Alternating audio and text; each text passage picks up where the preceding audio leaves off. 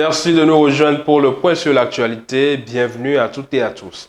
Référendum au Niger, les populations sont invitées aux urnes le 21 septembre prochain, mais en attendant, les autorités ont réceptionné un lot de matériel pour le recensement de la population, prévu donc pour le référendum du 21 septembre. On regarde tout ça dans ce reportage de TV5 Monde. Sur le tarmac de l'aéroport de Conakry, une délégation gouvernementale est présente pour récupérer la livraison. Des kits de recensement biométrique, matériel indispensable à la tenue de prochaines élections en Guinée. Les autorités ont dévoilé la date d'un premier vote. Le référendum portant sur une nouvelle constitution est prévu le 21 septembre prochain. Ce processus va nous permettre de constituer le registre national des personnes physiques et le fichier électoral. Aujourd'hui, on a reçu 37 palettes et les 37 palettes correspondent à 3000 kits d'enrôlement biométrique. Le gouvernement a voulu faire fort pour que tout le monde soit quand même identifié. Nous allons passer à 6000 kits.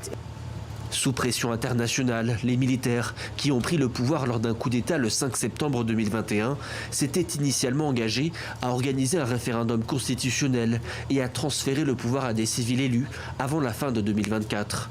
Le Gabon, à quelques jours de la présidentielle du 12 avril, 8 candidats sont en lice pour le président, dont le président de la transition, Clotaire Oligui Nguema, auteur du coup d'État qui a mis fin aux 56 ans de règne de la famille Bongo. Parmi ces 8 candidats, une femme, Ninga Zenaba Chaning, que nous vous invitons à découvrir. Ninga Zenaba Chaning, bonsoir. Bonsoir. Vous êtes entrepreneur, actif dans plusieurs secteurs. Qu'est-ce qui vous a poussé à faire le saut politique et briguer la présidence du Gabon? Je dirais que c'est de l'ambition, en premier lieu. Après, c'est pas que ça. Vous savez, je viens régulièrement au Gabon, j'y vis, je suis résidente, donc je fais des voyages aller-retour. Et c'est les conditions de vie des Gabonais qui m'ont levée. Je pense qu'aujourd'hui, on a un pays qui est extrêmement riche, hein, c'est pas un secret, et que je pense que la population devrait être dans des meilleures conditions de vie. C'est ça qui m'a levée, c'est pour le peuple que je me suis levée. Alors, votre dossier a une première fois été rejeté. Vous avez ensuite saisi la Cour constitutionnelle. Vous faites désormais partie des 8 candidats en lice. Pensez-vous que ces difficultés sont liées à un manque de transparence du processus électoral? Je pense que c'était la première fois quand même en termes de processus où on voit le dossier des candidats. Surtout que ça s'est passé dans tous les réseaux sociaux. On a vu les causes des rejets. Donc je pense qu'il y a eu quand même cette fois-ci une transparence à ce niveau-là. Et vous avez l'emploi également crucial, surtout pour la jeunesse. Comment votre programme a-t-il répondu aux attentes des jeunes Gabonais? Je pense qu'aujourd'hui, ce qui embête la jeunesse gabonaise, c'est un problème de formation. C'est ce que je pense. Je pense qu'aujourd'hui, nos jeunes sont assez intelligents, ils font leurs études, ils font leur part, et il y a un système derrière qui n'est pas fait justement pour les emmener jusqu'au Pôle emploi. Voilà, donc il n'y a pas ce transfert qui a été fait pour qu'ils aillent justement avoir un boulot plus tard. Et je pense réellement que si je suis présidente de la République, je mettrai des centres de formation, pas un centre, qui leur permettrait d'aboutir à un boulot, qui permettrait également de développer le pays. Vous avez affirmé vouloir lutter contre la corruption également. Oui. Quel mécanisme vous comptez mettre en place pour garantir une gestion transparente? Je pense que si le système, parce qu'aujourd'hui il y a un pouvoir qui est mis en place, si la justice était libre et qu'elle n'avait pas cette approche avec la politique, je pense éventuellement qu'il pourrait très bien gérer les choses de manière neutre et qu'elle pourrait fonctionner dans les règles. Si vous êtes présidente, comment vous voyez-vous les rapports avec la France et la francophonie? Question qui revient toujours. Je ne dirais pas, je pense qu'un pays pour se développer aujourd'hui, il y a des accords qui ont été faits déjà à une certaine période. Je pense juste qu'ils ne sont pas égaux, qu'on devrait juste les réformer. Mais aujourd'hui, de dire qu'on couperait les ponts avec la France, je ne pense pas que ce serait la meilleure chose à faire. Et que pensez-vous de la démarche des pays de l'AES, Burkina, Mali, Niger?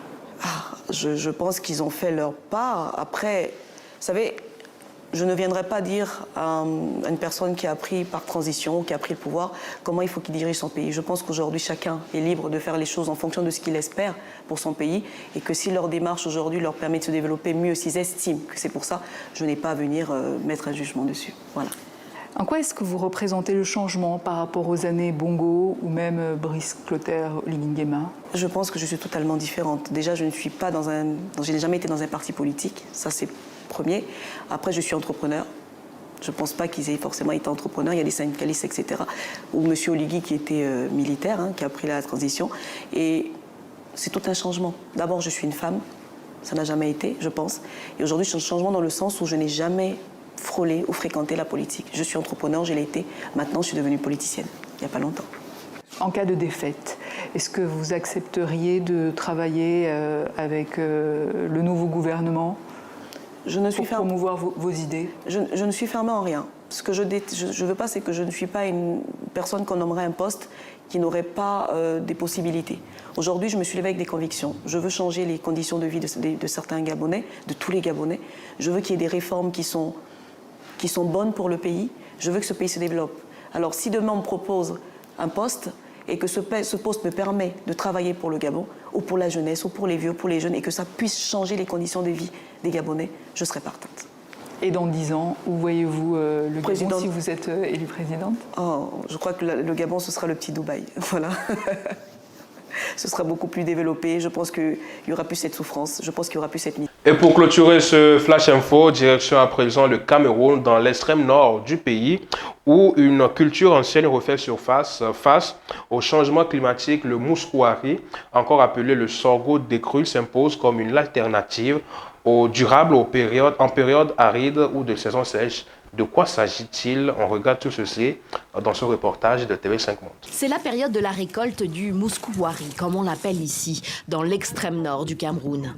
Cette céréale, aussi connue sous le nom de sorgho de décru, est semée juste après la saison des pluies, n'a pas besoin d'être arrosée et arrive à maturité au cœur de la saison sèche. Une aubaine dans cette région touchée de plein fouet par les changements climatiques. Si sa culture est ancienne, elle a longtemps été délaissée. Les agricultrices la redécouvrent avec enthousiasme. Dieu merci, cette année, on a eu une belle récolte. Avant, on ne produisait pas suffisamment et on devait acheter des seaux de sorgho à 1000 francs pour nous nourrir. Aujourd'hui, on n'a plus besoin d'acheter au marché. À la période de soudure ou saison sèche, rien d'autre ne pousse ici. Et nous arrivons à la fin de ce Flash Info. Merci de l'avoir suivi. On se donne rendez-vous très bientôt. D'ici là, portez-vous bien.